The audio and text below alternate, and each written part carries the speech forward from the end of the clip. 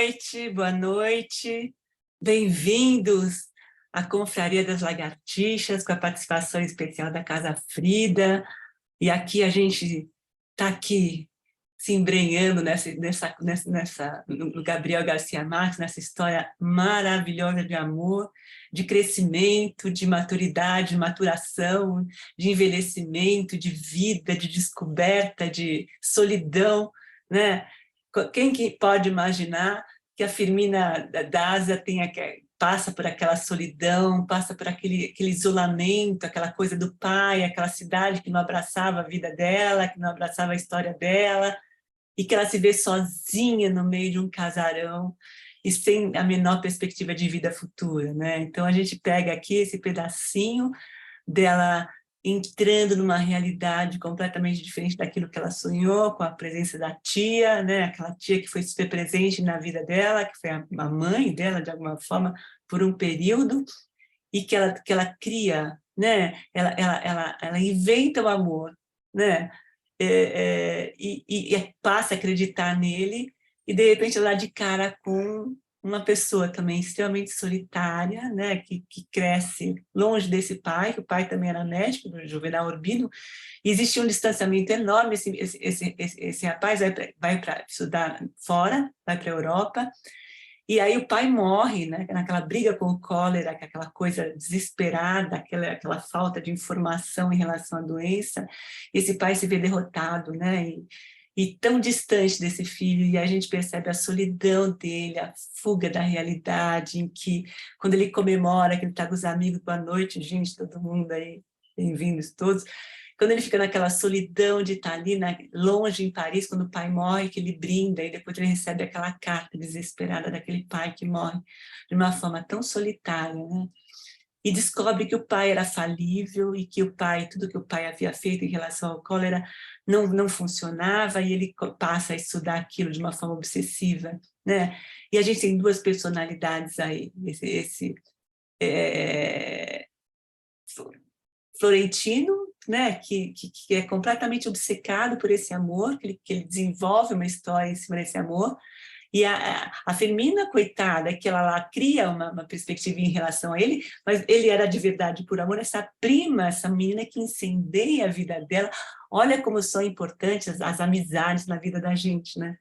Alguém que está lá, que chega de fora, que entra na nossa história, que entra na nossa vida, que risca um fósforo e incendeia tudo, e tudo passa a ter uma nova perspectiva, porque as amizades são uma coisa muito especiais, e que vão entrando devagarinho no tempo, e que vai trazendo coisas diferentes para nós, e tem esse amor dessa amiga também, que é uma coisa incontestável, né? E tem toda uma sensualidade, uma entrega nessa amizade.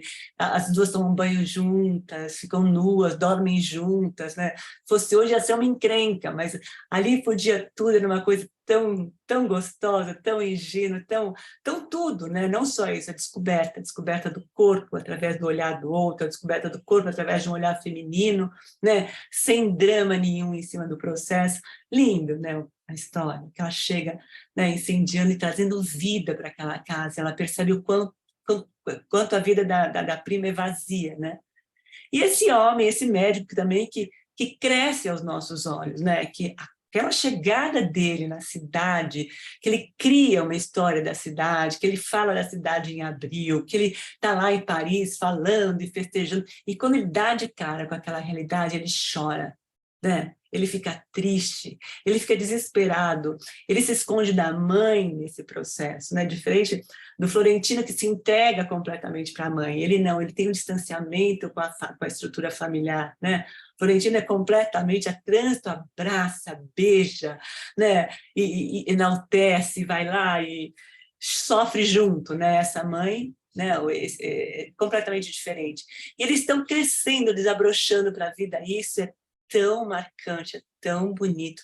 Essa passagem, a gente consegue olhar para trás na vida da gente, perceber esse processo, o quanto é delicado, o quanto que fica inserido na nossa história, né? E fica repercutindo até hoje, né? Que a gente olha para trás e fica lembrando dos amores que a gente teve, das descobertas que a gente fez, e de tanto quanto é difícil olhar para a realidade, mas também é bacana poder olhar para a realidade, porque você encara a realidade, abraça a realidade e transforma a realidade num sonho também.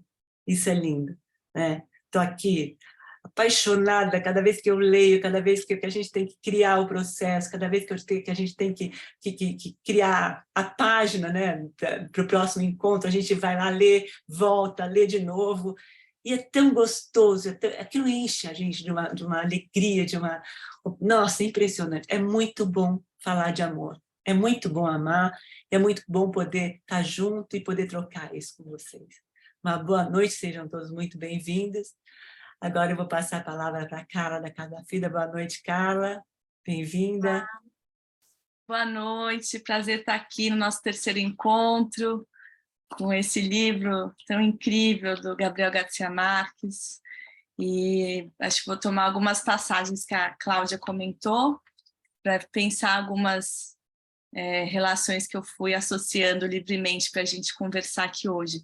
A primeira parte eu queria dividir com vocês uma experiência pessoal, que é logo no comecinho, que ele fala do cheiro das castanhas nos braseiros. E esse cheiro, para mim, é um cheiro tão significativo também, né? Eu tenho, enfim, família em Portugal, e as castanhas nos braseiros era algo que sempre me marcava, assim, né? Que vinha mais quando estava ficando um pouco mais frio, no tempo do inverno. E como o Gabriel, ele traz o sensorial, assim, né? Assim, nessa leitura.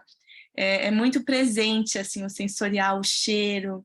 E achei interessante quanto ele também relaciona o cheiro que fica da Fermina, como a gardênia branca, né, o cheiro de gardênia branca. E, né, eu gostei muito dessa parte sensorial, assim, queria compartilhar com vocês. E aí, alguns pontos que eu fui pensando também, acho que estão ouvindo, só tirar esse som. Pensando um pouco também na relação com a psicanálise, acho que tem essa parte do luto do pai, que a Cláudia comentou, e como é mal feito esse trabalho do luto dele com o pai, né? Que o pai, ele acaba falecendo do cólera, e essa despedida dessa carta, né? A carta novamente como, né, esse registro da despedida, a carta está sempre circulando, assim, as escritas, né? Essas páginas do livro. E aí é só depois que ele vai, né, depois de muito tempo, que ele vai fazendo esse luto do pai. E é muito interessante como ele coloca, né, aquela cena de infância que ele tem quando ele tinha 8, 9 anos, que o pai está com coceira nas costas, e aí ele pede para o Juvenal coçar as costas dele. E ali é o primeiro registro que ele tem da morte, que o pai comenta com ele, né, e fala... você nem vai lembrar de mim quando você tiver a minha idade e eu morrer, né? E é muito interessante, porque é justamente na passagem que o Juvenal está chegando na idade que o pai faleceu, né? Então ele ultrapassa esse pai, né? Ele se torna mais potente que o pai. Então eu achei muito interessante como ele vai falando desse luto, e ele vai se especializar no cólera, né, em todos os sintomas do cólera, depois que o pai faleceu. E como faz lembrar também o Covid, né, tudo que a gente passou, enfim, com a quarentena. Quando eu fiz a primeira leitura, a gente estava bem no auge, assim, desse momento, e foi interessante passar agora que a gente está num tempo bem mais calmo, né, mais tranquilo. Ainda bem, mas mesmo com tantas perdas, né. Um outro ponto que eu acho que também interessante é essa parte do feminino, assim, da Firmina com a prima, como elas vão, esse movimento do espelho que o Gabriel escreve, né? Elas são o espelho da outra, né? Elas vão se constituindo num movimento de espelho, e como o feminino ele vai nessa direção, né? Como o feminino é complexo, esse tornar-se mulher, né? Além de questões, né? Assim, mas sobre a constituição mesmo do feminino, como é complexa, né? Essa relação entre as mulheres. Se a gente pensar né? As mulheres se olham muito mais, né? Se comparam, tem algo de tornar mulher que é na referência com a outra, né? E ele traz isso, né? Um olhar muito feminino do Gabriel, assim, né? Sobre as mulheres. Achei muito interessante. Que é a partir daí, com a prima, que ela começa, então, a se render ao Juvenal, né? Porque a prima tem um envolvimento com ele, tem, enfim, acha ele interessante naquele dia do jogo, enfim. E a parte do sonho, eu até vou ler para vocês essa parte, né? Que um pouco antes dela se render, né, a esse pedido do Juvenal, ele escreve assim: Fermina Daza sonhou que Juvenal Urbino tinha reaparecido para presenteá-la com a espátula com que lhe examinara a garganta. A espátula do sonho não era de alumínio, e sim de um metal apetitoso, que ela havia saboreado com deleite em outros sonhos, de modo que quebrou em 2 partes desiguais, dando a ele a menor. E aí é muito interessante, porque tem eu não tinha como não pensar num sonho, um sonho icônico, assim, que o Freud escreveu, que tem a ver com a garganta também, né? Que chama o sonho de injeção de Irma, que é um sonho que ele tem com uma paciente dele, e que ele relata na Interpretação dos Sonhos, que é um livro mais autobiográfico do Freud possível, porque ele se expõe absurdamente assim nos relatos, contando os próprios sonhos. E esse sonho da injeção de Irma, a Irma era a paciente dele, e ele estava em dúvida sobre o diagnóstico dela, se ele estava seguindo no caminho correto, que ele fez uma indicação da Irma para um colega que também era médico, e parece um erro médico ali que acontece com a Irma. E aí no sonho que o Freud tem, a Irma, ele vai examinar a garganta dela, e a Irma se recusa a abrir a boca. E aí ele fica pensando, né, como tem algo do feminino que é difícil de se aproximar, tem algo inominável, algo de um enigma assim, no feminino, que é muito difícil de se aproximar, né? Pensando nessa garganta, né, algo que você não acessa, né? E aí, a partir disso, ele vai pensar em vários outros termos, enfim, da psicanálise. Então, é considerado o sonho, assim, um dos sonhos mais importantes na construção da teoria da psicanálise, esse da injeção de Irma. E eu achei muito interessante, porque nesse relato do Gabriel, a gente pode também interpretar como um desejo oculto, né? Porque parece muito um sonho erótico esse que a Firmina tem, né? Então, a sexualidade também, como ela vai se registrando de uma maneira além da consciência, né? De uma forma muito inconsciente, deixando essas marcas nos sonhos, nessas representações, né? Que o nosso inconsciente vai produzindo, e o sonho é essa via régia, né? Essas produções que escapam à razão. E eu achei muito interessante, porque depois disso ela vai embarcar na história com Juvenal, vai se sentir a mulher mais feliz e privilegiada, né, por estar com ele. E um último aspecto assim, que eu queria comentar dessa passagem, claro que tem vários outros aqui que eu fui também grifando, mas assim, como Paris, né, essa cidade, ela tem uma representação assim na vida desse casal, né, do Juvenal e da Firmina, como eles voltam transformados assim dessa lua de mel de 2 anos. Que maravilha, né? 2 anos de lua de mel em Paris, que beleza! E aí ele vai descrevendo, né, os autores... Ela também pudera, né? Já pensou 2 anos? Que beleza, né, Leila? Gente, isso é o paraíso, né? 2 anos em Paris, de lua de mel. E aí tem as descobertas, né? Que eles vão falar do Victor Hugo, Oscar Wilde, né? E toda essa abertura da cultura, né? Do quanto eles vão se transformando. Também. Como? Da arte. Do contato com a arte, com a cultura, quanto eles vão se transformando enquanto pessoas, né? Assim, vão expandindo. E aí tem um momento, bem no finalzinho dessa parte, que é quando eles estão tentando engravidar, E aí eles vão, enfim, parece que tem lá, vão no hospital de La Salpêtrière, né, lá em Paris, e aí tem um certo diagnóstico, né, que parece que as coisas não estão indo muito bem, uma possível infertilidade, e eles conseguem, né, eles deixam esse assunto de lado, deixam essa medicina tradicional de lado, e depois eles conseguem engravidar, né? Então, o que eu pensei também, não tinha como não pensar, que a gente está estudando também aqui na Casa Frida, uma biografia do Freud. E ele passa 19 semanas em Paris. E antes dele ir para Paris, quando ele morava em Viena, ele era um neurologista, ele estudava, ele tinha um trabalho muito de laboratório, e é nessas 19 semanas que a vida dele se transforma completamente. Como? Teu sinal está fraco, eu acho. Tá ruim? Não, mas não sei se ficou ruim para mim. Mas não, pode continuar. Você parou quando você comparou com Freud, com a história depois da gravidez. Foi até onde eu vi. Eu vou... Será que eu colocando o fone fica melhor?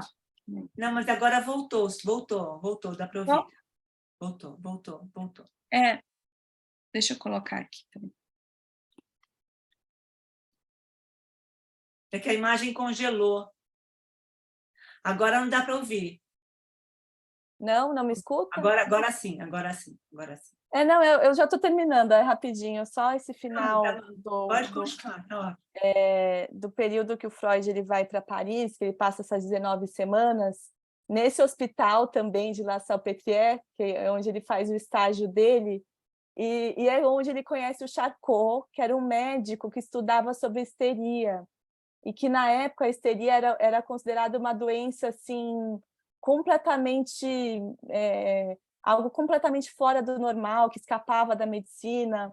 E é quando o Charcot ele começa a escutar, né? Ele fala, bom, a gente precisa tentar outras formas de tratar essas pessoas que estão com esses sintomas de histeria. E é em Paris que isso acontece, né? Então, ele volta de Paris essas 19 semanas, e é quando ele começa a clinicar, ter o próprio consultório e escutar os pacientes. Então, ele sai completamente do registro da neurologia, da ciência, da medicina padrão, muito parecida com essa passagem do casal, para, de fato, criar a psicanálise. Então, assim, fiquei pensando como Paris tem esse potencial de transformação, né, assim, na vida das pessoas, né? Não sei se falam de flanar, de você ficar caminhando, ir para os lugares, e o quanto esse ato do flanar também coloca o pensamento em movimento de outras formas. E eu achei muito interessante, porque o casal, eles retornam de uma maneira completamente diferente, né? Aquela experiência deles em Paris, é nítido, a cidade inteira observa o quanto eles estão transformados, né, da volta dessa viagem.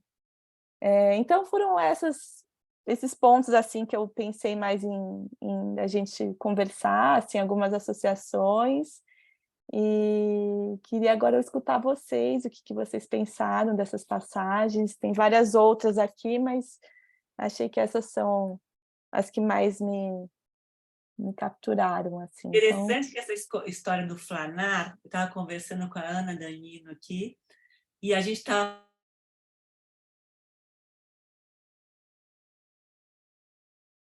Eu não estou te ouvindo, só o som. O meu som melhorou? Agora sim. Desculpa. Então, eu estava conversando com a Ana sobre a coisa do flanar pela cidade, se perder para depois se achar, e que isso dá uma sensação completamente diferente nos processos, né? Que a gente estava até falando sobre a insustentável leveza do ser, né? Essa coisa da leveza, né? De você poder se soltar de você mesmo e abandonar outros processos, se entregar para uma outra coisa. Como isso é bonito. Ela mandou um texto italiano, inclusive, muito bacana. Acho que é do Ítalo Calvino, né, Ana? Enfim, mas é muito interessante você estar trazendo. E não é só Paris, né? Eu acho que qualquer lugar que você se desprende daquilo que você está acostumado a viver, te leva para outros lugares, né?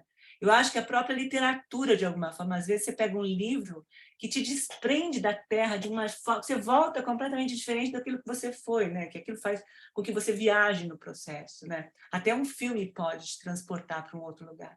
É muito bacana isso. É claro que Paris é o berço, né, da história, né, da cultura, da arte, enfim. É que cada um tem sua época também. Tem a Itália, tem a história do Renascimento, tem todo um processo também, essa coisa de efervescência, né?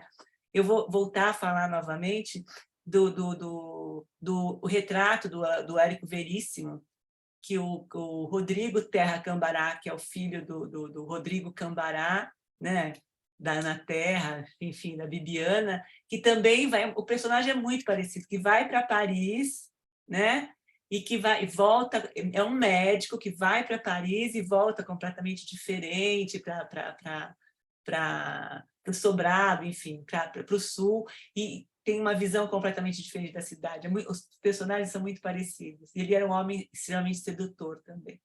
Mas, enfim, já estou me desviando. Eu queria só falar uma frase aqui do Freud falando sobre Paris, é bem curtinha, acho que é interessante. Que ele diz assim, numa das cartas que ele mandava para o Fliess: tenho agora uma impressão completa de Paris, poeticamente comparada com uma gigantesca esfinge enfeitiçada, que devora os estrangeiros que não conseguem resolver seus enigmas. Então, assim, porque tanto os personagens, né, assim, a Firmina e o Juvenal, eles também estão ali como estrangeiros, né, e são devorados também de alguma forma por essa cidade. E interessante esse caráter de enigma que Paris suscita assim, nas pessoas, né? Então, enfim. Bacana. Mas, enfim, a gente vai ficar viajando aqui, vamos viajar todo mundo junto agora. Leila, boa noite. Oi, boa noite, que delícia estar aqui, né? Nossa, que maravilha. Esse trecho aqui que a gente leu é maravilhoso, né? Ele é denso, ele tem tanta coisa que é difícil até que você consiga destacar alguma coisa, né? Pouca para poder falar, né?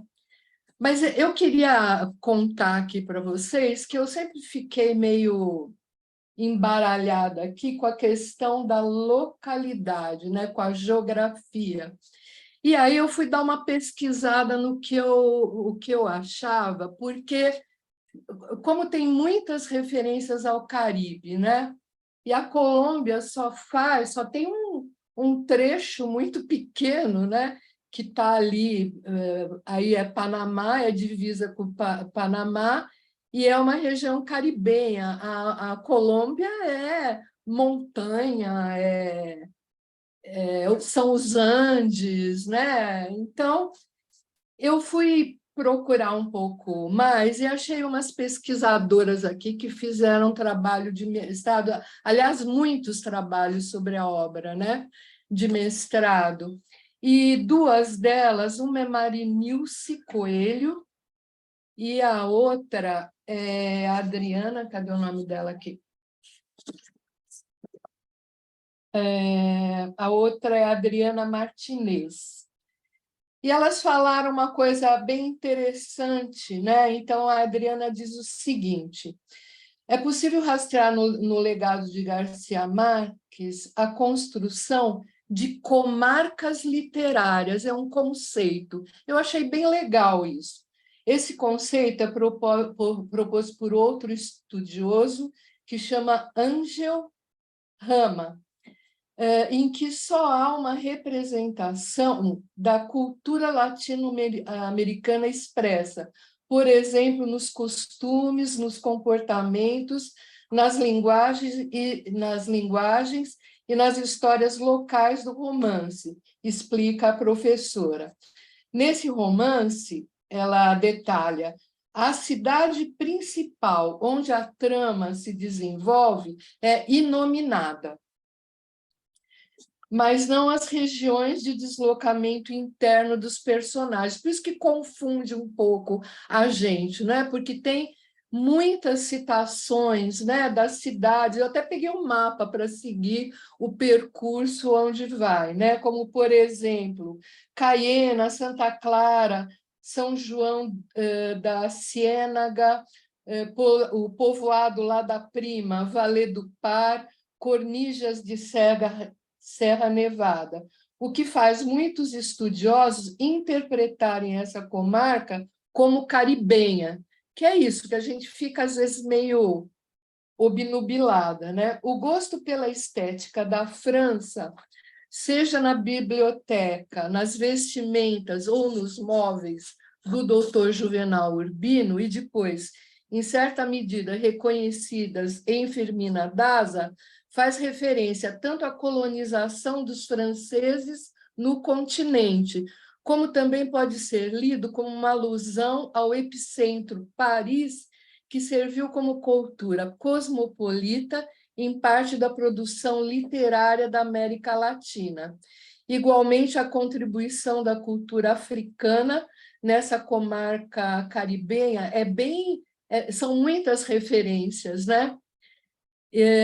Sendo que a posição da miséria dos bairros onde os afrodescendentes vivem, em sua maioria, e a ocupação de trabalhos subalternos indicam a não superação da estratificação colonial dessa cidade. Então, para essa estudiosa, né, a Adriana, a cidade, né, a qual o Garcia Marques se refere, fictícia, né, no Amor nos Tempos de Cólera, é metáfora da América Latina devido à sua composição social que remonta aos tempos da colonização e assim as partes internas e externas dessa cidade, e ao cólera como um ciclo, né, de condenação a uma espécie de enfermidade perpétua, né? E aí a outra professora, né, que é a Marinilce, ela vê também como metáfora da América Latina e que ela é muito importante, né, a obra, para o entendimento da cultura latino-americana. Então, ela fala da solidão, né? Os elementos de solidão são permanentes, né? O poder, a morte e o amor. E ela diz, Gabriel Garcia Marques delineou e trouxe à tona em sua obra literária traços de uma trajetória histórica da América Latina impulsionada pela exposição capitalista, pelos preconceitos sociais, isso é permanente, né? E pelo desejo humano de viver as paixões até as últimas consequências, né? E, enfim, o que eu, da leitura, muitas coisas, claro, me chamaram a atenção, eu separei várias coisas, mas prometo que eu não vou ficar falando todas aqui, senão eu vou tomar todo o tempo, né? Mas, assim, chama muita atenção, né? Essa vinda do Juvenal Urbino, né, para a terra dele, e a decepção, né? E a descrição que o Gabriel Garcia Marques faz dos indícios do cólera por todo lugar, são dramáticos, né? Ele fala da pestilência, as crianças brincando naquela água imunda, a água do matadouro, cabeças. Então, assim, as imagens são estarrecedoras, né? São estarrecedoras, e o interessante é que ela foge um pouco ao estilo com o qual ele vai levando a obra, que é sempre permeado de um certo humor, né?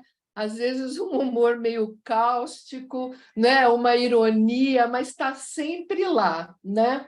Mas nessa entrada, não, é como se ele colocasse a gente na pele do Juvenal Urbino e a gente tomasse, né, entrasse de chofre, né, na região e visse tudo aquilo, né? O mercado próximo do matador, urubu em cima das coisas, quer dizer, e aí tem o combate, né? Um combate difícil que o Juvenal Urbino traz, né? Contra, né? Ele trava contra o cólera, contra, inclusive, a percepção das autoridades competentes, né? É custoso, é muito custoso esse embate.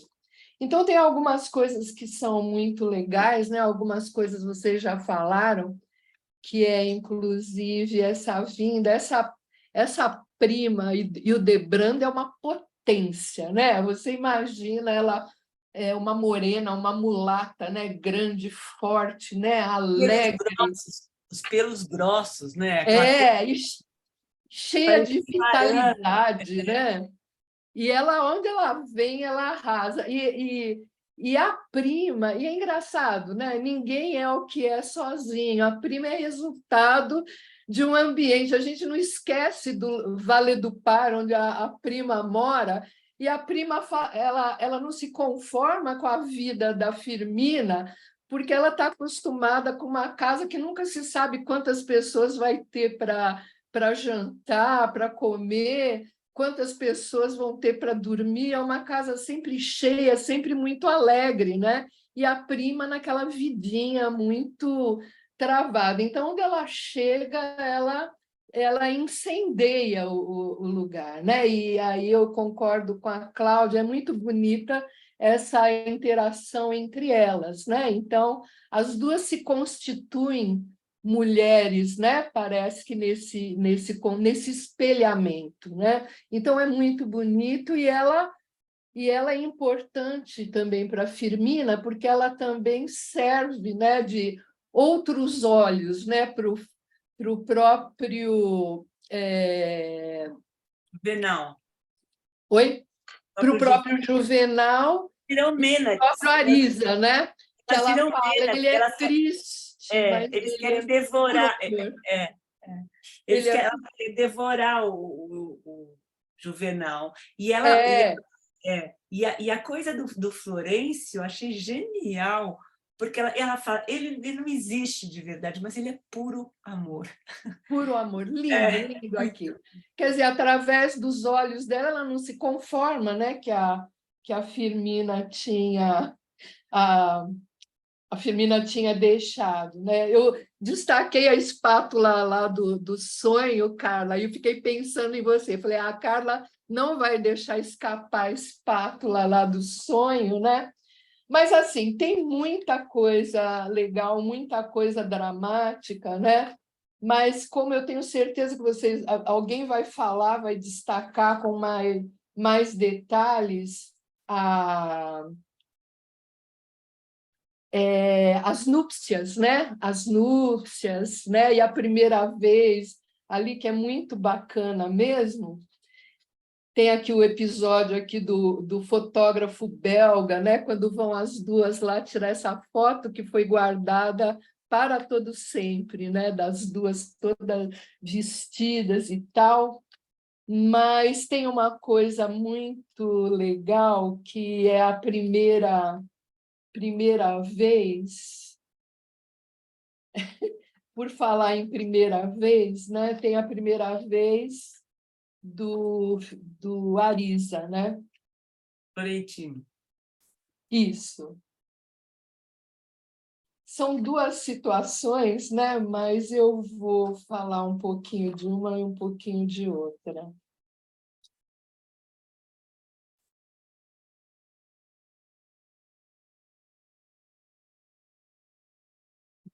Enfim, quando você se acha aí, Leila, eu acho assim que essa coisa desse susto, né? Eles estão descobrindo o mundo, é tão bonito essa passagem, e a coisa do não amor, né? A gente tem a sensação que aquele casal lindo, maravilhoso, se ama desde o primeiro momento, e na realidade não, né? Eles estão ali se descobrindo, Aí eu vou voltar a falar que a gente inventa o amor mesmo, eles vão inventar a história dos dois, eles vão, aos poucos, eles vão construir aquilo, ele com as limitações dele e ela com as limitações dela, eles vão construindo aquela história. E quanta sensualidade, quanta coisa, né? Não, é fantástico, é Ele é muito mais maduro que sensual. o Florentino, é Esse trechinho aqui, ele estava, né, o Firmino estava, o Florentino, né, estava muito, aquele barco, né, com aquele calor e tudo mais, ele estava, certa noite em que irrompeu, isso está na página 178, é o primeiro parágrafo, né? Certa noite em que irrompeu a leitura mais cedo que de costume, dirigia-se distraído para as privadas, quando uma porta se abriu ao passar, ele pelo refeitório deserto, e uma mão de falcão, não é engraçado?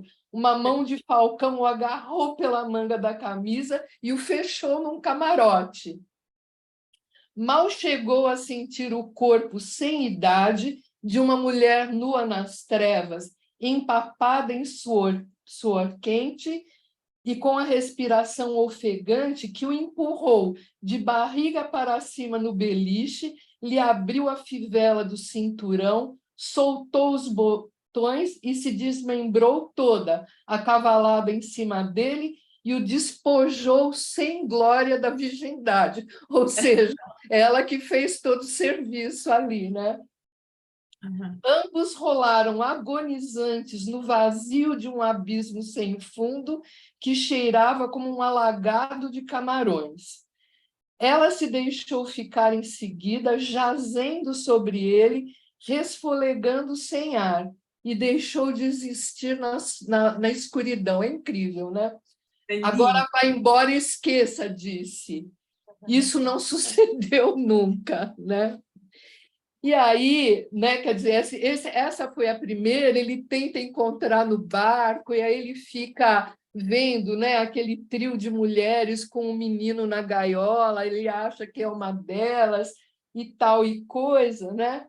E aí, quando ele volta e ele está muito arrasado com a questão do casamento lá, né? A mãe é incrível, né? Como essa mãe transituarida é muito sábia. Ela empurra também ele para a viúva de Nazaré, né? E aí a coisa começa quente, já de cara, né?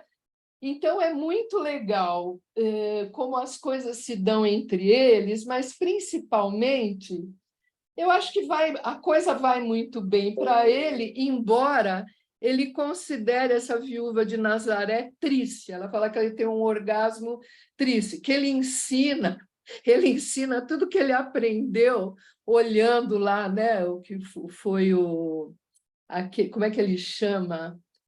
O Corgut, né? Eu não vou lembrar o nome exato, mas ele ensina, né, olhando, sendo meio voyeur, né, lá no Porto, ele ensina para ela, mas ela aprende daquele jeito muito rígido, né? Me parece eu entendi, sem muita criatividade, né? Mas o que acontece de muito interessante, né, é ele ensinara que nada do que se faz na cama ensinara a ela, né? Ele a despojara de uma virgindade, de um casamento convencional, mais perniciosa do que a virgindade congênita e a abstinência da viuvez. Ele lhe ensinara que nada do que se faça na cama é imoral, se contribui para perpetuar o amor. É algo que havia de ser, desde então, a razão de sua vida. Convenceu-a de que a gente vem ao mundo com as trepadas contadas, e essas não se usam por qualquer motivo, próprio ou alheio, voluntário ou forçado, se perdem para sempre. O mérito dela foi tomá-lo ao pé da letra. Então, foi o primeiro amor de cama de Florentino Ariza, mas em lugar de fazer com ela uma união estável, como sonhava sua mãe, aproveitaram-no ambos para se lançarem à vida.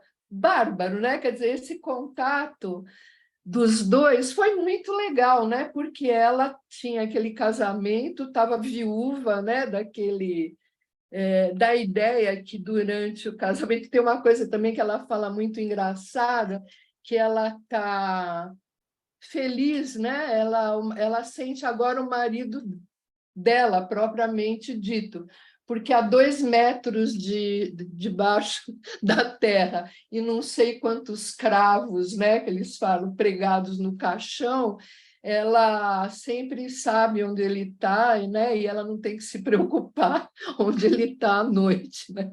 Essa é uma coisa incrível. Então, esse humor também me captura, eu acho fantástico. Né?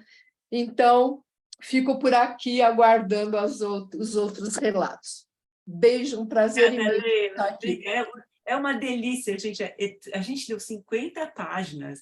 E que viagem! Gente, para onde a gente vai? Para onde esse cara transporta? Ele tira da terra. É uma coisa impressionante. Você pode estar fazendo o que você quiser, está com uma confusão na vida pessoal. Eu fico assim, quando eu pego aquilo, eu vou embora.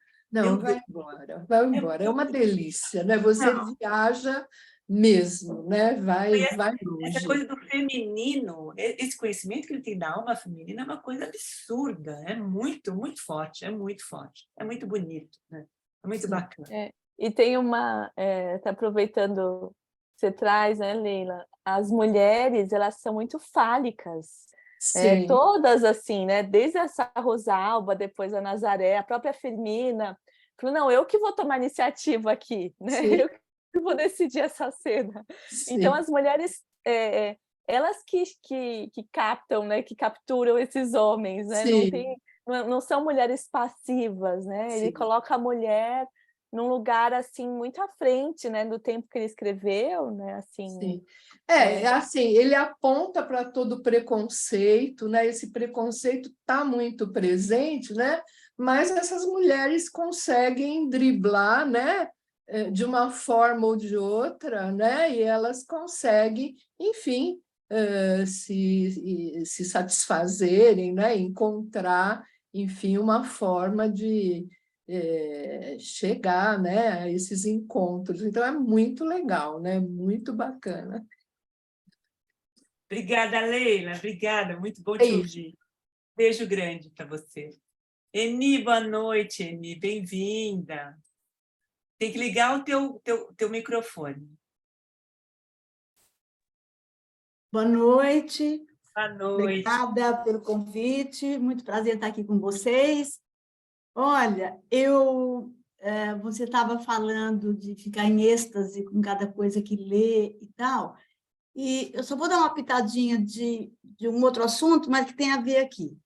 Essa semana vi o filme Insustentável Leveza do Ser, com aquela música maravilhosa, que eu sei que depois a Ana, no dia do filme, da discussão disso aí, ela vai comentar sobre a música, e eu não quis, naquele dia, ouvir mais nada. Eu não atendi celular, não liguei mais nada, porque eu queria ficar só com aquilo, sabe? Tão lindo que eu achei o filme, que não cabia dentro de mim, não cabia mais nada.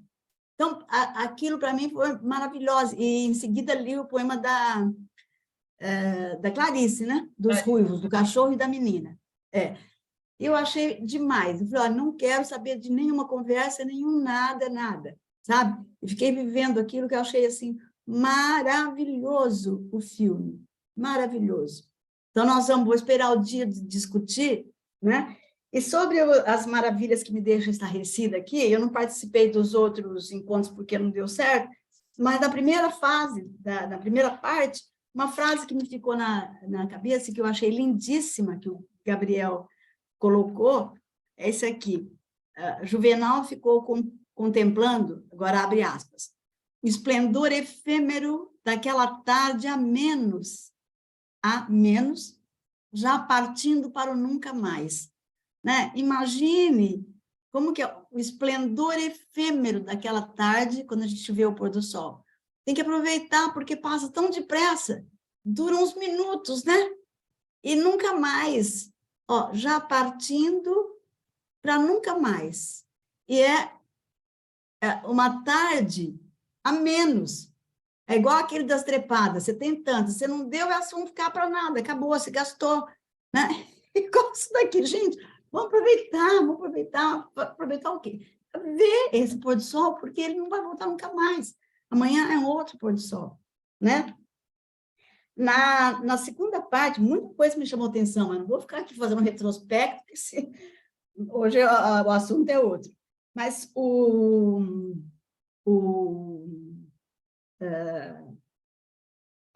moço lá da navegação, Florentino.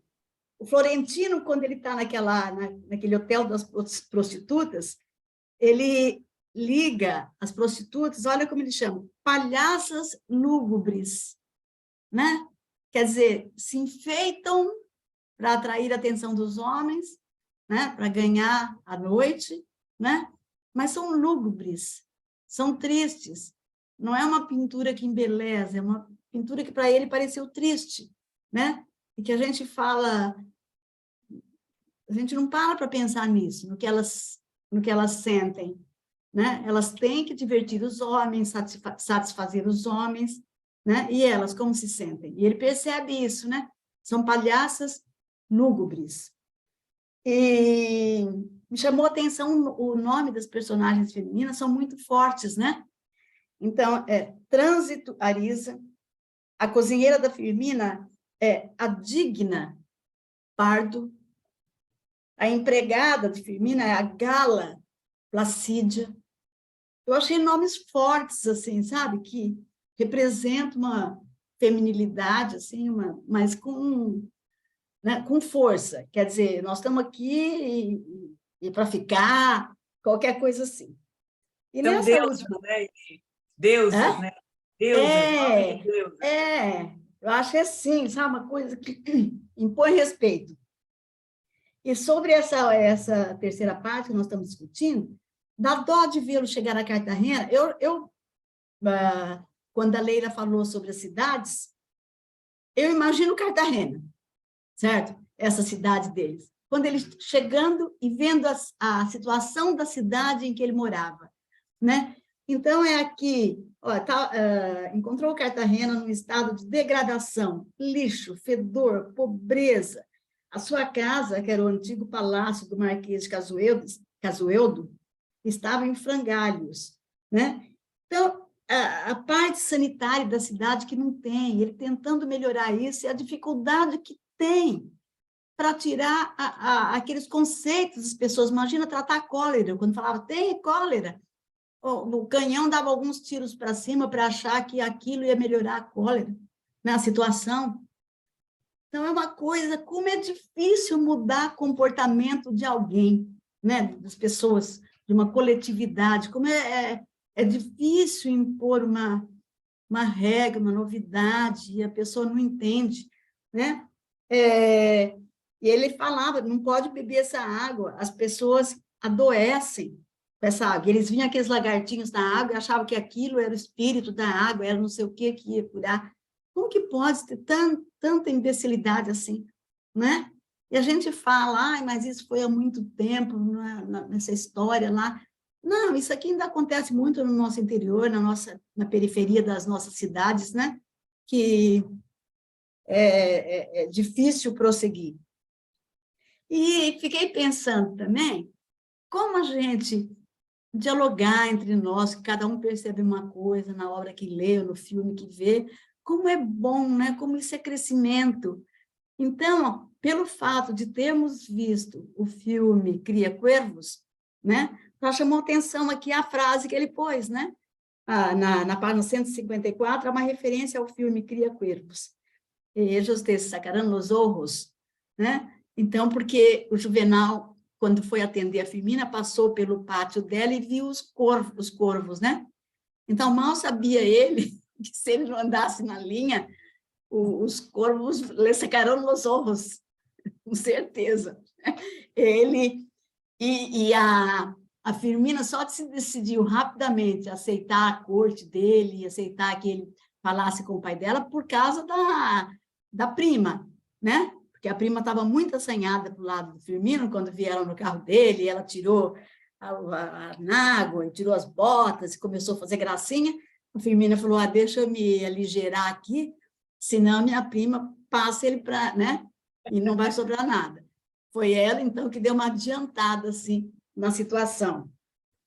E aí o Florentino, gostei do Florentino nesse pedaço, porque ele tomou uma atitude que foi a primeira que eu vi tomar, assim, consciente daquilo que ele queria, que é chegar ao ponto final da navegação e voltar no mesmo navio, certo? Porque ele já tinha certeza do que ele ia fazer. Falou, quer dizer que agora, depois que a Rosalba me desvirginou, eu posso continuar esperando por Firmina, porque isso não é pecado, isso não tem nada, né? E pronto, a minha vida está resolvida. Eu vou voltar para lá e continuar com esses amores, né? E pronto. E aí, olha só, eu escrevi aqui, né? Durante a viagem, ele foi atacado por uma mulher, perdeu a virgindade. A mulher era Rosalba, porque foi o único nome que ele ouviu quando as 3 mulheres desceram lá numa parada em que o navio atracou, né? Segurando a gaiola com o menino dentro, né? Aquilo chamou a atenção. E lá foi, ele ouviu esse nome Rosalba e ficou. Tá.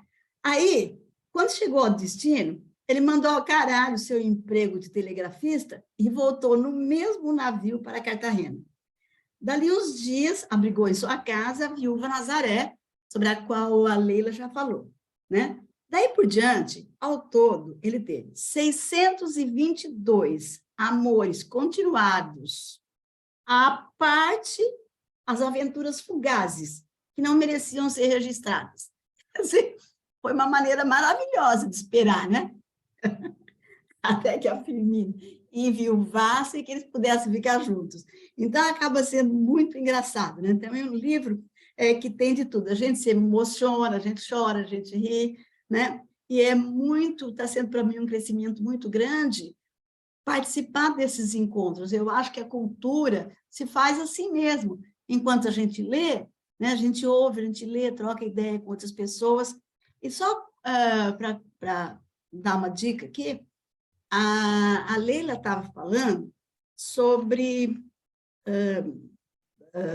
a América Latina, enfim, e a Europa. Eu estou estudando agora a decolonialidade, né? E comprei esse livro, sobre o qual eu já ouvi uma aula, que se chama 1492, O Encobrimento do Outro, né?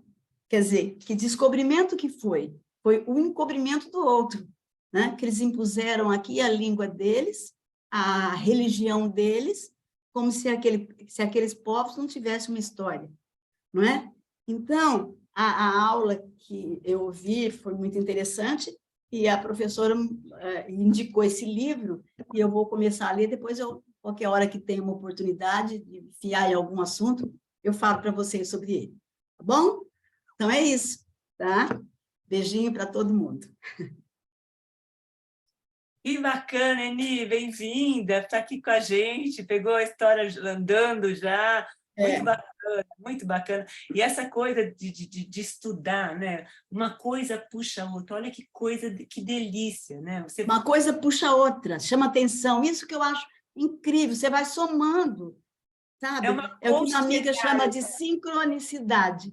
Você só presta atenção naquilo, naquela frase, porque você já ouviu alguma coisa a respeito, porque senão a frase passaria batido. Aí você percebe que você já, né, conhece alguma coisa.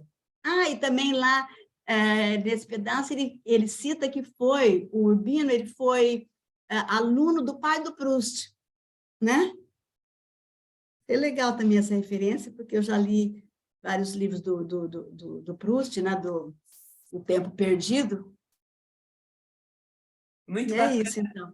Isso é muito bacana. E tem essa abertura da Nazaré, né? A Nazaré que inicia esses casos do Florentino, é muito interessante. Inicia o caderno com a Nazaré, ela é a primeira, não foi a Rosalba. Ela é a primeira, é o amor dos começos dele. E tudo ele anota, tudo ele anota. Se chama tudo Elas, ele anota. né? Eu acho engraçado isso. O melhor da história é que ele ama todas as mulheres. Isso é uma delícia também, né? Que ele fala, né? Aqui na história, né? Que essa frase eu acho genial. Que o coração dele tinha mais 4 que uma pensão de putas. E ele tinha olhos de falcoeiro, Leila, que agora eu lembrei, que ele ficava na espreita, né? Uma outra coisa importante, essa coisa do saneamento é uma coisa muito séria, né? Que a gente está comentando, que tem até hoje aqui. Denil, fala, Denil, boa noite. Tá sentindo tua falta aqui. E aí, a história das ratazanas, né? Essa coisa de, nossa, e ele descrevendo aquela coisa, essa coisa social que ele coloca ali no meio, e a gente choca, né? Ele traz o amor, ele traz a alegria, ele traz a música, ele traz a cultura, ele traz todo um processo, e a gente se embrenha naquilo, mas ele traz de uma forma tão... Que a gente entra num processo tão envolvido em tudo, a sexualidade, a sensualidade, né? A descoberta dela do corpo do outro, que ela faz um estudo no corpo do outro, depois ela se apaixona por aquilo. Quando ela, como é que pode? Que lindo aquilo, né? Maravilhoso. Ele é uma coisa, gente, não dá para falar. É muito lindo. Eu falo muito, vai. Desculpa. Ana Cristina Cunha, olha, eu acabei de ler o segundo para postar, eu preciso falar para a Ana criar uma playlist com o segundo, que tem um monte de referência de música ali, eu preciso de você, Ana. Eu nem me atrevo a mexer, porque não consigo. Mas a palavra é sua agora, Ana. Bem-vinda. Obrigada. Boa noite, todo mundo. Que gostoso. Estou aqui embalada no Amor nos Tempos do Cor. Olha, estou na chalana do Almir Sater, navegando nessa chalana aí, nesses rios, né? Mas agora eu vou abrir um intervalo para um comercial muito importante do livro O Amor nos Tempos de Cólera. Farei comercial de 2 produtos muito interessantes que surgiram, que quando o Juvenal Urbino manda as primeiras cartas para Firmina Daza, junto ele manda as balinhas de Flavigny. E eu fui pesquisar sobre os anis de Flavigny, que a embalagem é linda, até posso mandar para a Carla ou para a Cláudia as 2 embalagens, né? Então, as balinhas de Flavigny que o elegantérrimo Juvenal Urbino manda para a Firmina Daza, elas são fabricadas desde 1591, até hoje, dá para ir lá comprar. Feitas na Abadia de Flavigny, na região de Bourgogne, e são feitas de anis, embaladas numas caixinhas com seda, uma seda verde musgo. Acho que vocês podem, talvez, botar no WhatsApp. Eu não sei como colocar, mas são lindas. Manda para mim depois, manda para mim, Ana. Então, é assim, são decoradas Les Anis de Flavigny Violet. Violet é inglês, eu misturo. Les Anis de Flavigny Violet. E aí elas têm os anis decorados e o outro lado são paisagens, estampas clássicas lindas, né? Então, esse é o primeiro comercial das balinhas de Flavigny. Aí nós temos um trecho lá da Hildebranda, aquela prima que saracoteia na vida da Firmina, nos melhores momentos e mais importantes, e as 2 se colocam a fumar os charutões que a Hildebranda traz, até fumando a brasa para dentro da boca. E depois, como nós fazíamos também em colégio de freira ou na infância, tem que dar um perfume no ar. Então, neste momento, entram os papiers d'Arménie, que são os papeizinhos da Armênia, que eles foram apresentados na Exposição Mundial de Paris, em 1889, que foi inauguração da Torre Eiffel também. Então, nesse ano, além da Torre Eiffel, foi lançado Le Papier d'Arménie, que eles são em forma, é uma gracinha a embalagem do papier, é um bloquinho, eles são em forma de acordeon e eles levam uma resina, e foi Auguste Ponsot que trouxe da viagem da Armênia para a Europa. E ele tem, a caixa é de 36 folhinhas, e ele tem essa resina que perfuma o ambiente. Eu vou mandar para a Cláudia as duas embalagens. Essa embalagem que eu consegui do Papier d'Army tem uma figura de uma ave assim tão bem desenhada, parecendo aqueles desenhos do Mouchard, mais conhecido, abrasileirado, e uma graça. Agora, não poderia deixar de mencionar um pouco a música, que eu faço aqui a correlação do pobre Florentino Ariza tocando aquele violino dele que ele treinava no cemitério, e o doutor Juvenal Urbino pega o piano da escola de música, transporta nas mulas para fazer serenata para Firmina Daza. Quer dizer, é uma disparidade assim instrumental total, né? E também lembrar que na morte daquele general Inácio Maria, ele chama o Romeu Lucite, que até existe menção a esse personagem, que no enterro do general Inácio Maria, ele toca as sonatas de Mozart. Então, Cláudia, eu já vou começar colocando as 7 sonatas de Mozart num playlist. E indo nessa levada sensorial tão bem colocada pela Carla, eu também me peguei na descrição da Casa da Firmina, na sombra das amendoeiras, no Parque dos Evangelhos, esses nomes ótimos, né, que vem.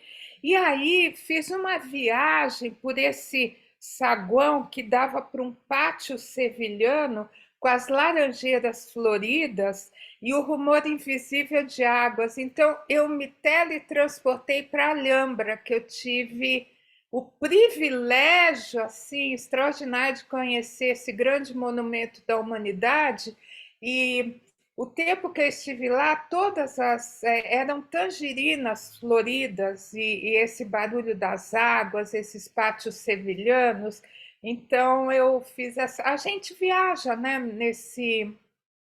como até trouxe a música do Almi Sater da Xalana, lá vai a minha Xalana, levando, navegando só pelo Rio Paraguai. Então, É lindo, é verdade, é eu me verdade. lembro da Xalana do Almi Sater, né? Que o coração dele vai junto. Então, nossa, eu poderia musicar esse trecho do Rio com a Xalana do Almi Sater, né?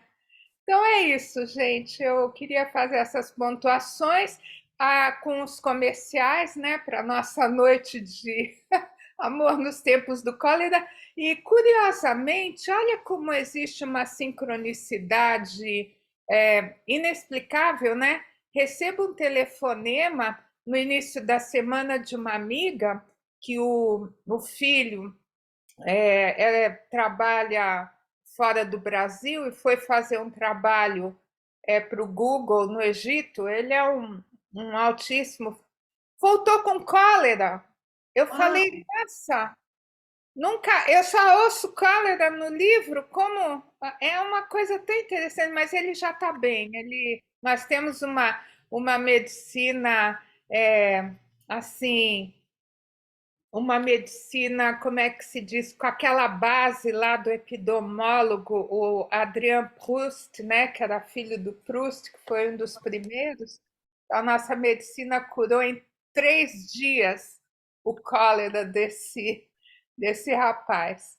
Então é isso, gente. Eu me despeço assim com muita alegria no coração de estar aqui com vocês e de caderno para continuar anotando aí o que todo mundo fala, que é delícia voltar ao tempo do caderno e lápis também, né? A gente fazendo a sinapse de neurônios.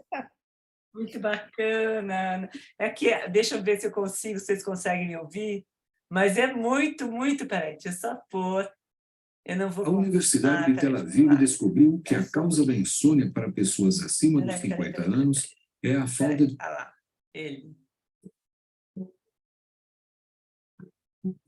É muito bonitinho. Uma chaleur bem longe se vai, navegando de mar, o ritmo Ah, que delícia. Essa aí já está reservada. o aumento das minhas Mas dores. é muito bom, gente, posso falar? Que delícia essa coisa. A casa também tinha coisa do piso, Ana, que era aquele ladrilho, né? E ele fala que ele sente Deus. Ele, antes dele se encontrar com a Firmina, ele vê a casa, o cheiro da casa, a limpeza da casa, a organização da casa. Quer dizer, ele é um homem, né, que ele precisa, né, ele é um cara que não tem essa relação familiar, essa coisa da limpeza, e ele vai atrás disso, né? Ele se sente atraído por isso também, antes de qualquer coisa, né? E a chave daquele processo estava lá naquele quarto. Muito bacana, gente, é muito bacana. Ana, muito delícia você. E é um amor que surge de um equívoco clínico, né? Muito boa essa. Mais ainda, eu acho a forma como o Gabriel Garcia Marques transforma essa mulher em cuidadora dele, né? Porque vai ter ele faz com que ele seja o centro da vida dela. E ela vive, como ela viveu para o pai, ela vive para ele, né? E ela começa a fazer... Aí a maturidade... Gente, essa passagem, né? Tá, mas já estou andando mais para frente, mas essa maturidade é no próximo que a gente vai se deparar com isso.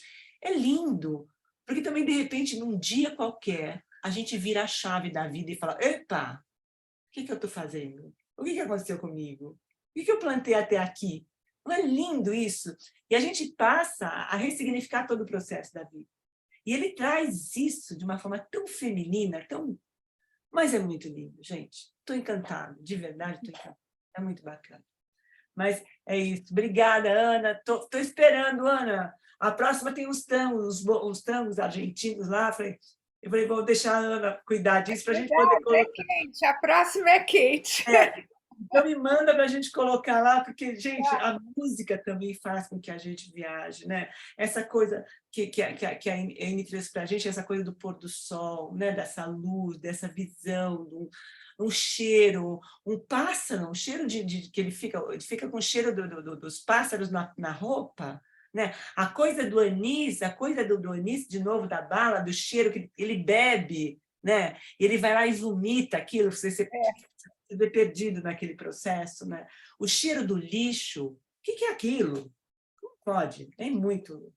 O cheiro do lixo e o cheiro daquela... Ele olha a casa, nossa casa está destruída, a casa por fora, e ele entra dentro da casa, e é como se ele desvendasse a Firmina ali, como se ele tirasse a roupa dela ali, ele percebe ela nua, de alguma forma, né? Nem ele sabe muito o que está acontecendo no processo, mas é lindo, é lindo.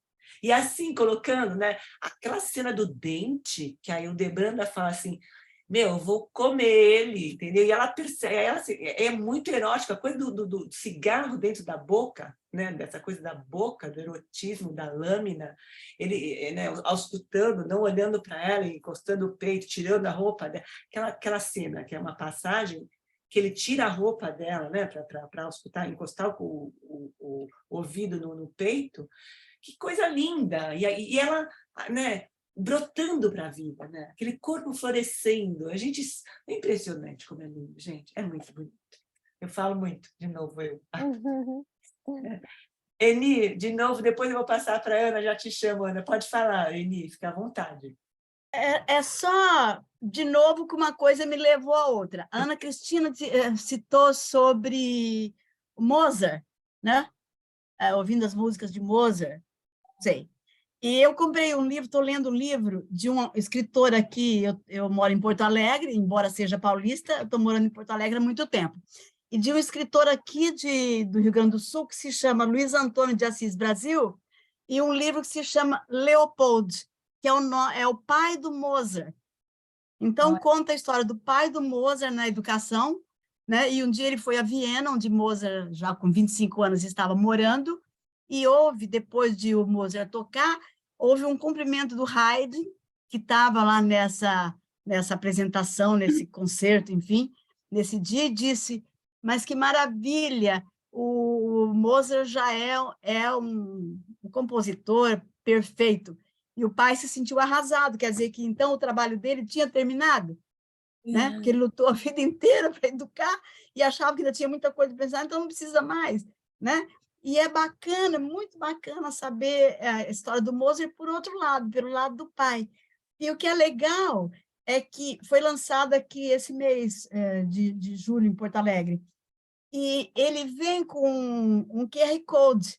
Então, você aponta para esse QR Code e as músicas a que eles fazem referência, você vai ouvindo aqui. Então, você vai, do que nós estamos tratando aqui agora, né? De ler o livro, já vai ouvindo a música, né? Lembrando.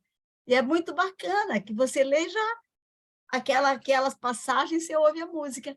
Então, eu indico muito para vocês esse livro, né? Que tem essa inovação. Para mim, é uma inovação, a primeira vez que eu vejo, né? Então, tem um glossário e tem aqui o QR Code que você acessa todas as músicas. Fica a dica. É só isso aqui. Obrigada, Eni. Obrigada. Nada. Eu que agradeço. Olha como uma coisa vai puxando a outra, né? Muito bacana. Pois é. Tá bom. Ana, a palavra é sua agora, Ana. Bem-vinda. Aproveitando o gancho da Eni de Mozart, eu queria dar uma ideia para minha xará, Ana Cristina. Aquela hora que o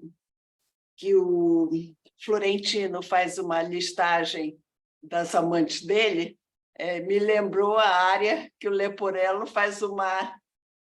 Dom Giovanni, a ópera de Mozart, faz uma listagem das amantes do patrão dele. Nossa, muito obrigada Quando ela falou do livro Leopoldo, o Dom Giovanni é baseado no Leopoldo, que o pai era terrível. Ele vê o Dom Giovanni um carrasco que bate na porta. A ópera, no Requiem aparece a figura do pai numa das áreas. Muito bem lembrado, obrigada, viu, pela... Eu achei que tem tudo a ver, e até fiquei pensando se o Gabriel não conhecia essa passagem assim, e adaptou, não sei, uma ideia essa. E ela acabou de falar em Mozart, e eu estava pensando em Mozart, que essa é de Mozart.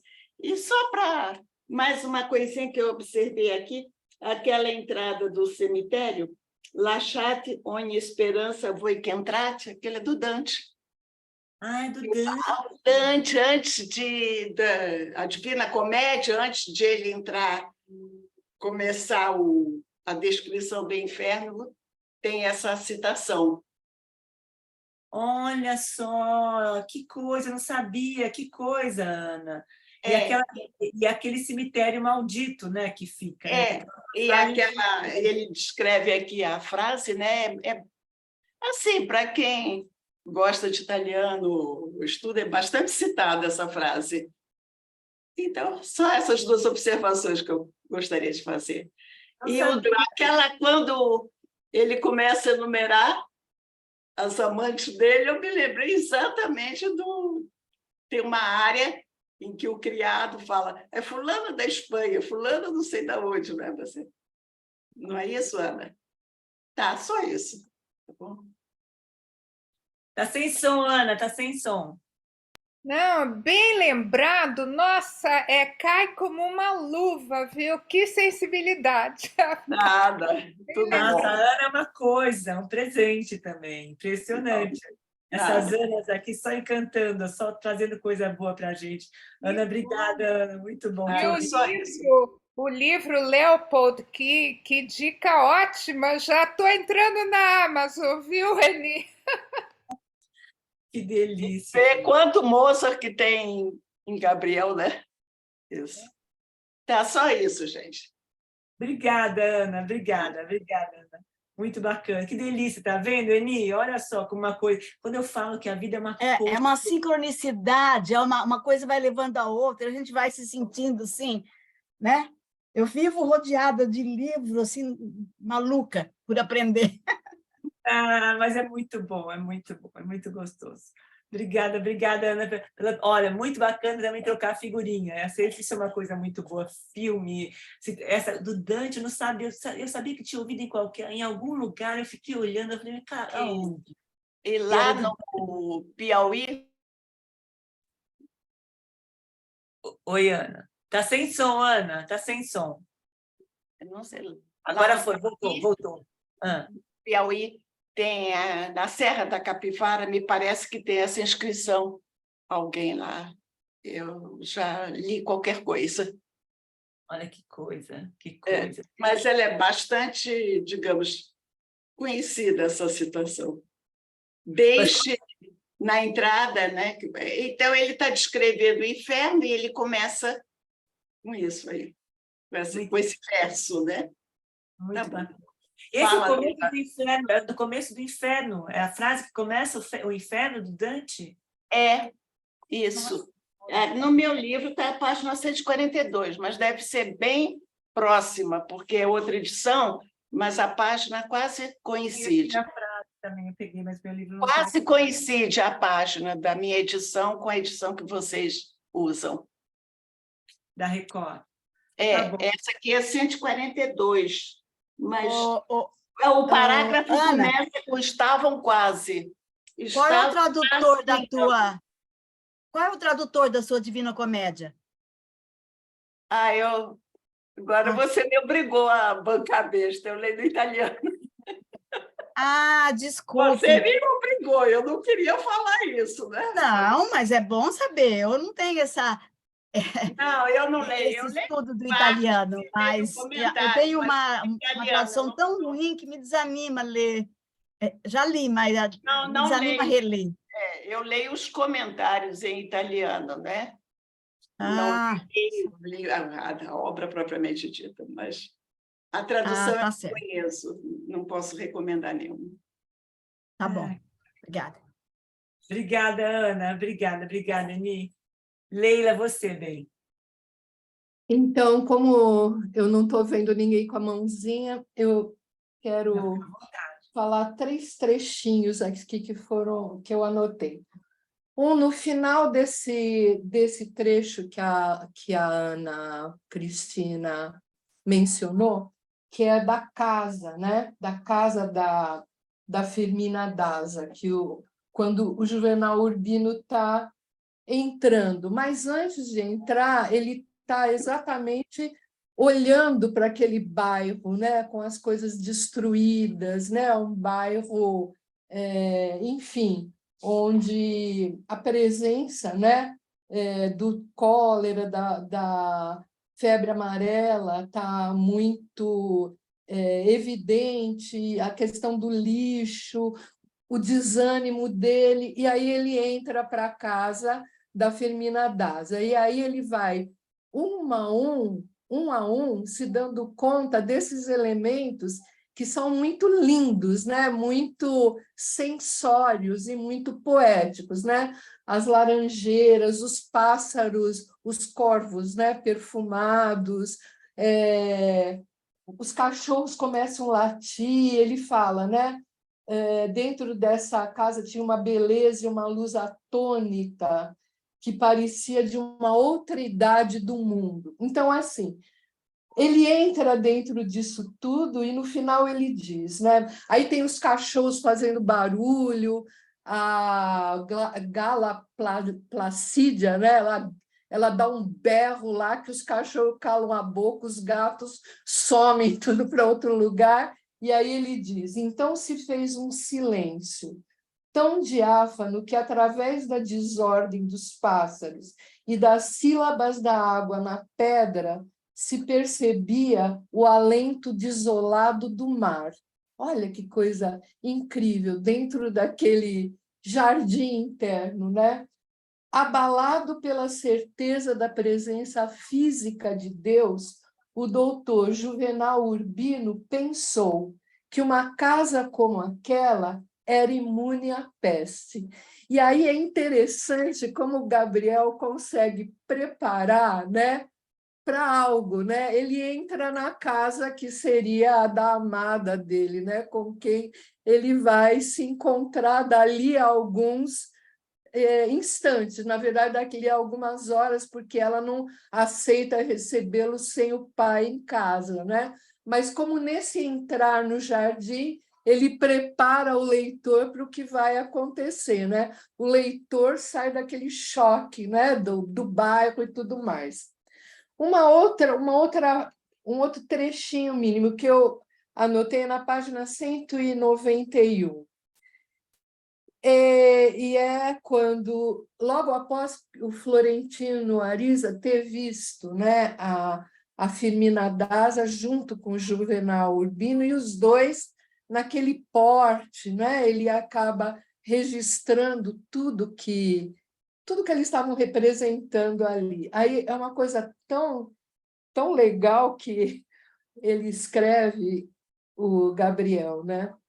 Florentino Ariza, isso está na página 191, ele fala: Florentino Ariza não sentiu ciúme nem raiva, e sim um grande desprezo por si mesmo. Sentiu-se pobre, feio, inferior, e não só indigno dela, como de qualquer outra mulher sobre a terra, né? Quando a pessoa leva uma porrada e reconhece que o outro, né, é muito superior, né? Porque antes ele está com raiva, ele está com ciúmes no barco, no barco ele quer que ela morra e depois ele a ressuscita de novo.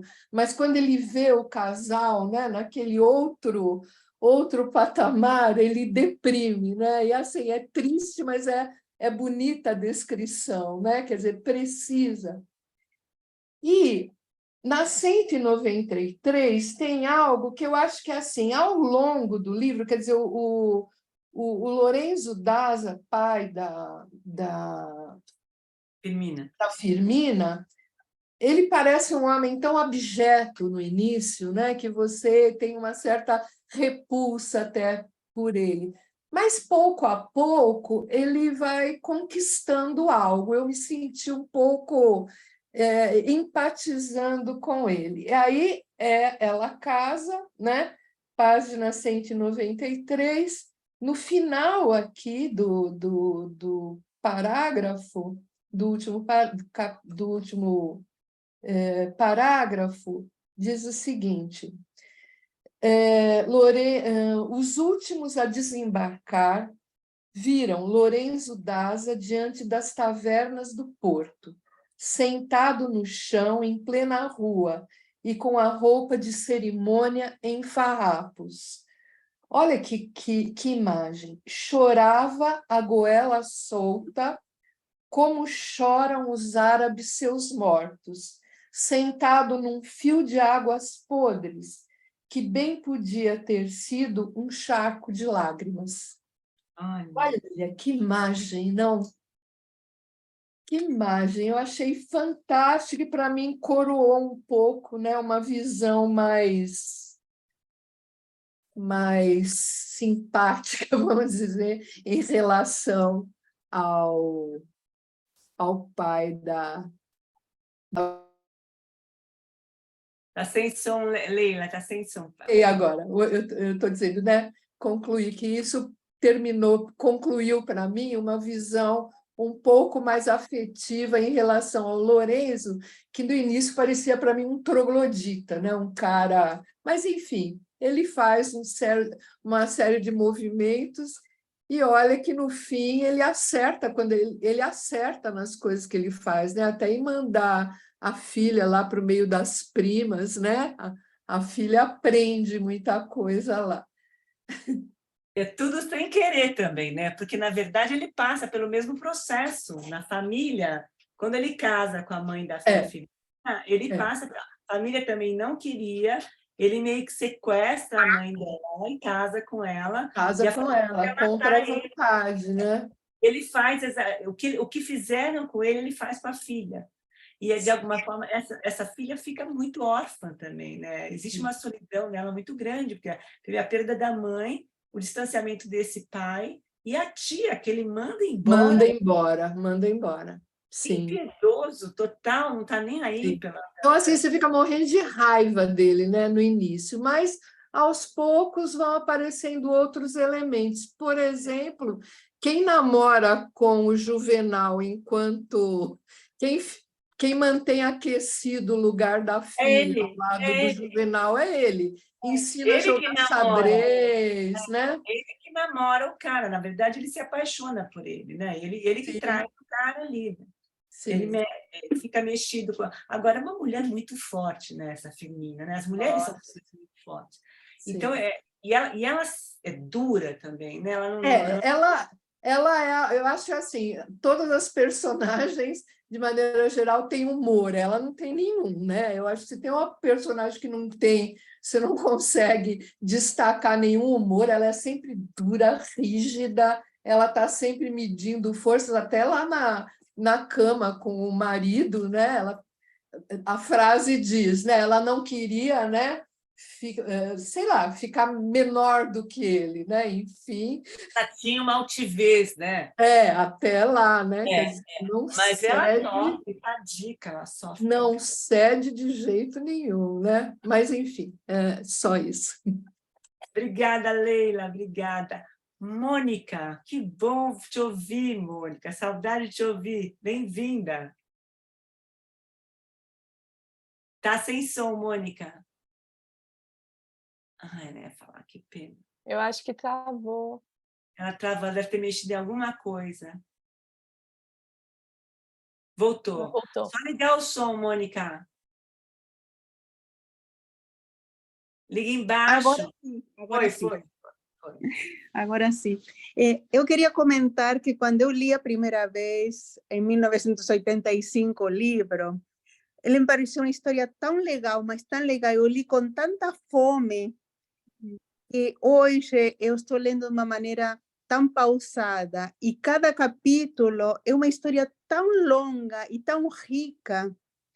Eu não sei se é a maturidade que me está ajudando a perceber todos os nuances da leitura de cada um dos pedacinhos que estou adorando reler junto com vocês e aproveitando as histórias dentro da história de cada um dos personagens e estou sentindo assim uma felicidade de reler essa obra junto com vocês e é maravilhoso, é maravilhoso. Estou gostando muito, muito, muito. Só isso que eu queria falar, porque tem se falado tanta coisa. O momento do despertar nas núpcias, nas noites de núpcias, que se estendeu por vários dias, como ele conta esse despertar dela para a paixão, é perfeito, tem tanta sensualidade, tão delicado, tão selvagem também. É muito bom, muito bom. Obrigada, Cláudia. Uma poesia, não é, Mônica? Do lirismo, aquilo, a paciência que ele tem com ela, a forma como ele deixa ela tocar no corpo dele, a forma como ela vai descobrindo o medo que ela tinha, que de repente ela pega o medo e joga pela janela, não está nem aí com a história. Claro. Ela já vira íntima daquele corpo depois. Que lindo aquilo. Muito. Que coisa mais linda.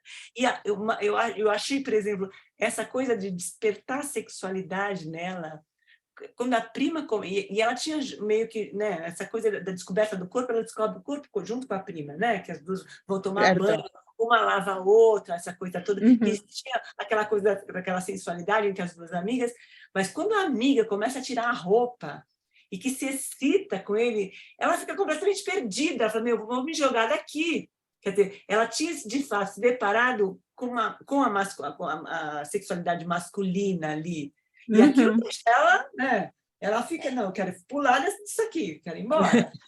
E aí, quando a outra fala que eu vou comer ele, de alguma forma, quando ele colocou a venda nos olhos, aqueles dentes brancos ficaram por trás daquela boca, as duas, e ela sentiu aquilo mexeu na história, né?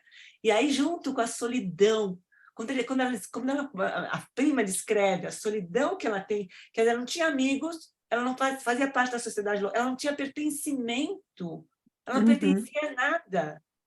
E assim, então ela se defende, né? Que aqui a Catarina falou, né? Não, Catarina não. Quem que falou aqui? A Márcia falou, Márcia Chacon falou que não é tão dura, mas ela é de uma sensibilidade absurda, ela. E ela via o mundo através dos olhos da tia, né? Que essa tia deve ter sofrido, deixa um nuance ali, uma história não contada em que ela fala assim, porque você vai se arrepender para o resto da sua vida se você falar não.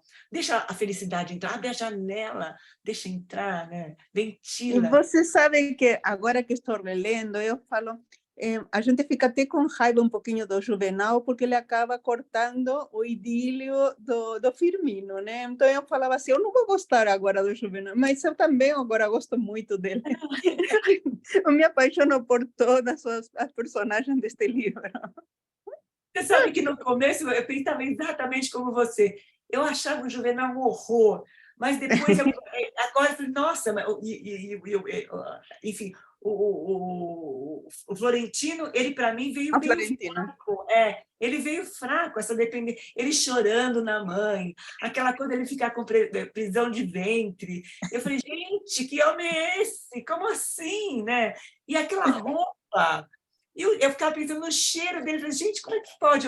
E aí chega esse cara todo cheio, né, Mas não dá uma dualidade de sentimentos, não fica com dor do coitado do primeiro e com raiva do segundo, mas agora você vê um cara preparado e que estudou e que ama tanto quanto o outro, né? E que tem que ter sua chance. Maduro, não, maduro. Maduro. O mais importante é assim, que ele fala, né? É engraçado que o Gabriel fala que eles não se amavam e que eles vão construindo esse amor.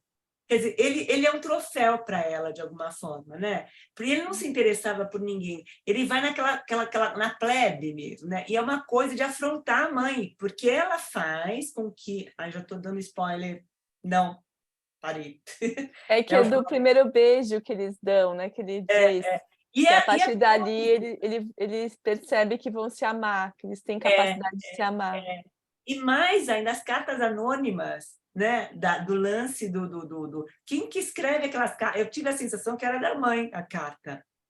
Eu falei assim, essa mãe que deve estar desesperada do cara tá aí. Eu acho que é a mãe. O que é aquela família, gente? Fala para mim. Que família é essa, coitado? Meu Deus, aquelas irmãs, meu Deus, e aquela casa fechada no luto severo que esse pai vai embora. Essa mãe morre junto com esse pai, né? De alguma forma. E aquela coisa fica fechada, enraizada, enfim. E a cena da boneca que toma vida, aquela cena ótima. É realismo mágico, porque ela vai crescendo, a boneca vai crescendo. Ela fala, não foi ele que me mandou, porque ela se confunde. Ela não tem o olhar da tia para nortear. Ela é obrigada, aí quando a prima chega, é que traz todo um norte, né? Um rumo para ela, é outra linguagem, enfim, outra presença feminina na vida dela, que abre espaço, abre janelas, e ela começa a ver de outra forma, né? É muito lindo. Ter amigos, né? Poder partilhar, que de alguma forma eu me sinto junto com vocês, né? A gente partilha a vida de alguma forma, a gente partilha o que a gente sente aqui, a gente cria laços e aprende com o outro. Isso é muito lindo, gente. Não tem coisa melhor. E a mulher faz isso com uma maestria, essa colcha de retalhos. O homem não é capaz disso. Eles se seguram nesse processo, né? Mas a gente faz isso com uma coisa, com uma leveza, com uma delicadeza. Acho tão bonito, acho bonito. Eu fiquei curiosa para saber se a Mônica está lendo no original também. Está sem som, Mônica.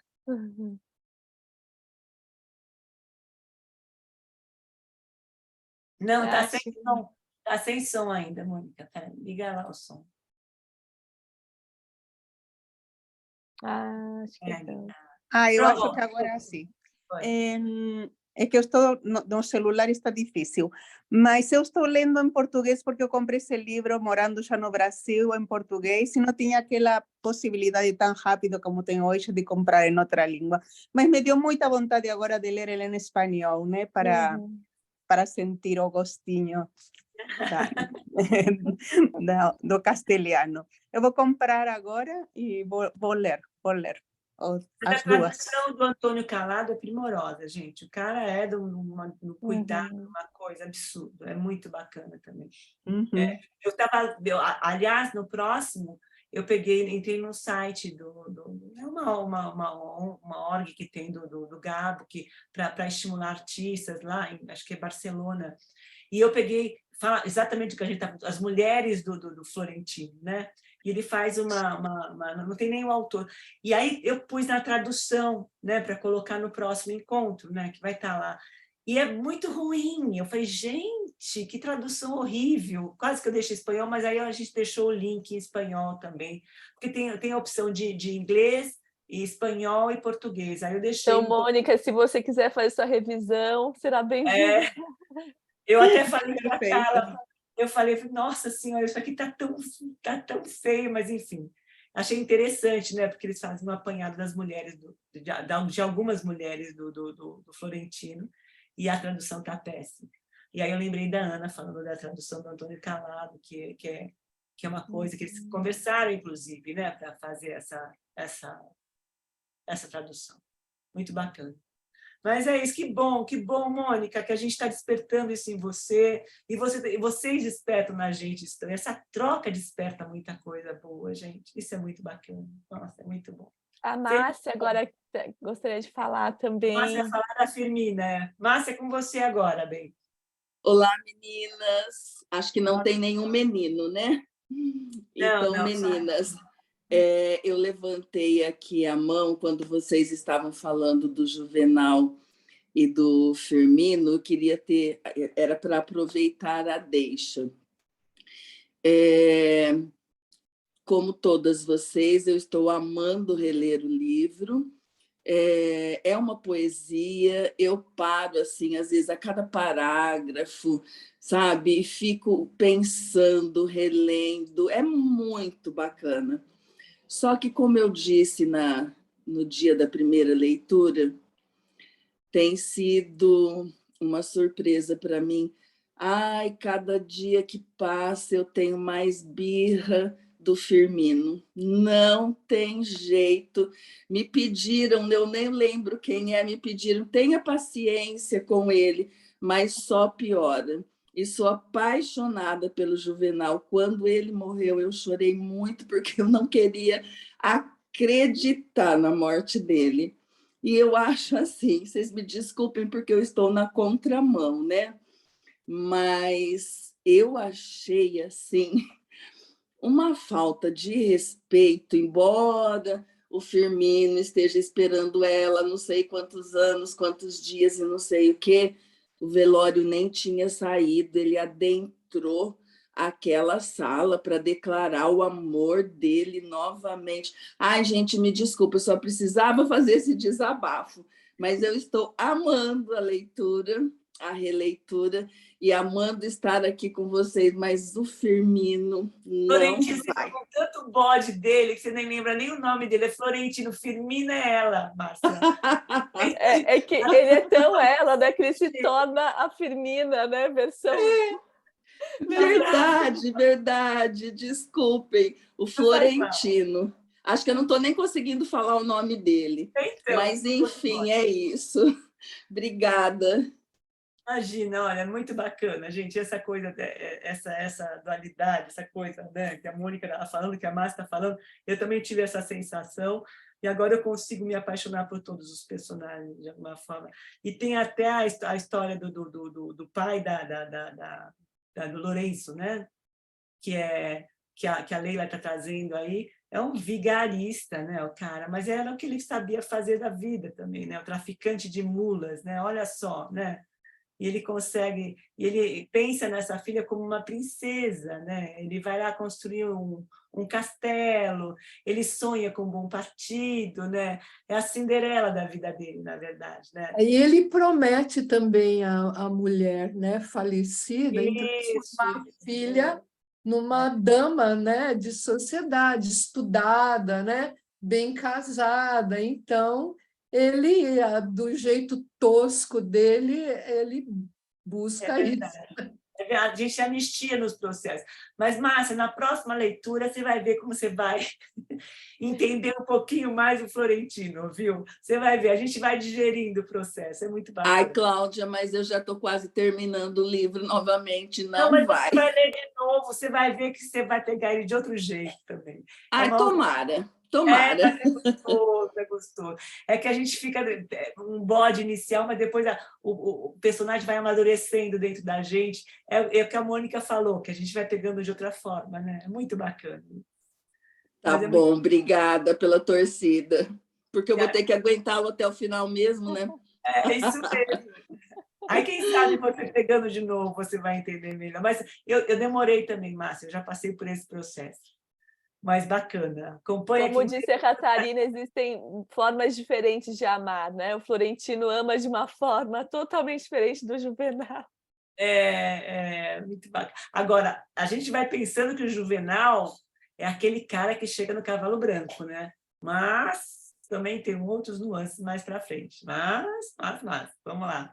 Ana, você, querida, a palavra é sua agora para a gente fechar. Eu só quero, aqui, como advogada de defesa do terrível, horroroso, de mau gosto,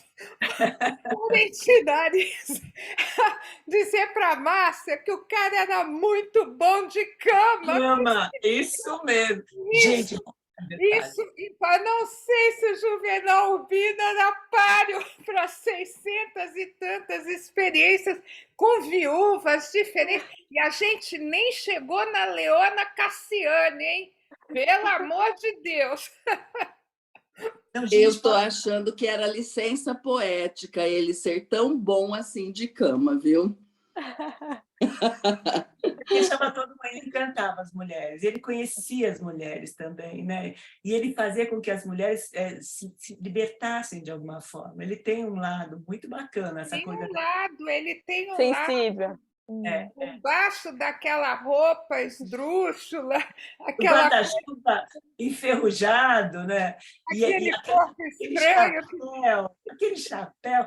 E ela fala o tempo todo, ele não existe, mas nunca ela deixa de pensar nele.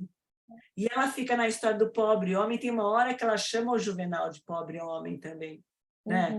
Ela classifica eles no processo. Os dois, né? Ela classifica os dois. Ela coloca os dois na mesma história. Tanto que ela só teve um sonho na vida dela, que foi o Florentino, que é o Debranda que fala para ela, só tinha ele na tua vida, não tinha outra coisa. Né? E graças a essa tia que abriu a janela, senão ela não teria aberto a janela para ele. Né? Tanto que quando entra o Juvenal, ela fica com asco, ela também não quer. Ela fala, quem é que está invadindo? Ela estava fadada a ser mulher do pai, de alguma forma, né? Uma coisa similar às irmãs do Juvenal. As irmãs do Juvenal também eram todas tolhidas, totalmente tolhidas, que eram as freiras, né? Que elas vão para as freiras, elas não tinham voz, não tinha nada, pareciam umas sombras na casa. E ele fala passando os processos, né? E ela estava, se ela não conhecesse o Debranda e não tivesse a ajuda dessa tia, se ela ficasse só com essa história desse pai... Por falar, só um detalhe aqui que eu me lembrei agora para não escapar, por falar em freiras, que assédio, né? Para ela ficar com o Juvenal, vamos combinar que não foi fácil, né? Teve assédio do pai... Teve assédio dessas freiras aí, da freira que foi lá. Nossa, hostil, né? Ela fez uma ela pendurando o negócio, sabe de onde? Tentando comprar, né? Mas é a questão, eu acho que ele coloca muito bem, que é exatamente essa aliança, né? Da religião, do clero com o poder, né? Sim, ele era poderoso, de família poderosa, então elas entram junto para poder convencê-la. Ela só vai para estudar no Colégio das Freiras porque eles estavam, antes eles estavam precisando de grana, né? Porque antigamente não podia, porque ela não tinha um nome, né? Ela veio, ela era filha do traficante de mulas, né? Sim. O cara vai lá e banca a história, e no final ele quebra também, né? O pai quebra também, né? Sim, Ele não consegue se manter no processo. Enfim, essa passagem da Ele fala que ela tem um gênio de mula, né? A freira fala, né? Você tem razão, que o pai tem razão, você tem é uma mesmo mula. um gênio de mula. Que é isso? Diva, Bom, para mim não é estranho, Ana, uma freira se referir assim. Infelizmente. É assim. Eu só queria falar uma coisinha, porque a Leila lembrou essa história da freira. Eu fiquei pensando que bárbaro, né, o Gabriel botar uma personalidade assim tão firme de uma mocinha de quantos anos? Ela tinha 16 nessa época, porque ela fala para... Eu até localizei aqui a página da freira. Ela fala assim: não consigo entender como a senhora se presta a isso, se na sua opinião o amor é pecado. Ou seja, ela foi tão firme, assim, tão incisiva na resposta dela que, de fato, calou a freira, né? Ela estava tentando seduzi-la, comprá-la, né? Levando aquele... era um terço, né? Uma coisa assim valiosa. Enfim, eu acho muito interessante esse autor, né? Nessa época, trazer essa personagem feminina com tanta personalidade. Eu acho isso assim super louvável nessa posição mesmo, né, do Gabriel Garcia Marques. Era só isso que eu queria dizer. Mas é mesmo, Diva, as mulheres muito fortes, as mulheres muito incisivas, as mulheres marcantes, né, que ele traz. Mesmo a própria feira é o poder, né, é um poder masculino dessa feira também, né, porque ela invade a vida dela também, ela pega o caderno, ela expulsa ela da escola, mas ela tem aquele poder de expulsar ela da escola, né? Não, e uma hipocrisia, né? Uma hipocrisia, mostra essa hipocrisia que antes não podia estudar, ia ser expulsa por causa de uma carta, e agora a mulher atrai... E o outro vai lá e compra, né? Porque o Juvenal foi comprar, né? Por que ela aceita o pedido do Juvenal? Ele vai lá e descobre que ela foi expulsa da escola e vai lá e pede para retroceder no processo, no processo, né? É interessante. Muito bacana. Mas... Agora, sabe o que eu queria? Só, a Ana, qual é a tradução da frase do Dante para a gente? Eu não consegui achar aqui agora a frase. Espera só um pouquinho, só para a Ana passar para a gente. Está na página 142 desse daqui, ó. Desse. 142, Ana. Eu achei aqui a tradução... Ana, espera só um pouquinho. Ana Danilo, você está sem microfone. Abre o microfone, Ana. Espera só um pouquinho, Ana. Ana Cristina. Peraí. Agora tá. Pode falar, Ana. Deixe qualquer esperança ao entrar. A tradução seria mais ou menos essa, assim, a grosso modo, né?